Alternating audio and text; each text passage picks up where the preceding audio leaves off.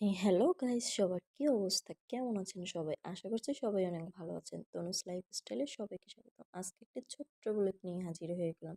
এটা বেশ কিছুদিন আগের ভিডিও। হুট করে একদিন রাতে বের হয়ে পড়লাম ইস্কন মন্দিরে যাওয়ার জন্য। তো গিয়ে দেখছিলাম কীর্তন চলছে, তারপর পাঠ চলছিল। তো আমি বেশ কিছুক্ষণ থাকার পরে এখান থেকে বেরিয়ে পড়েছিলাম। আর দেখুন ওই যে সাইডে মালা গাচ্ছিল, কালকে হয়তো ঠাকুরকে পড়াবে এর জন্য। তো যাই হোক, এই যে বেরিয়ে পড়েছি। আর এখানে একটা বিখ্যাত চটপটির দোকান আছে, দুলালের চটপটি। তো কে কে এখানে চটপটি টেস্ট করেছেন একটু কমেন্টস করে বলবেন কিন্তু।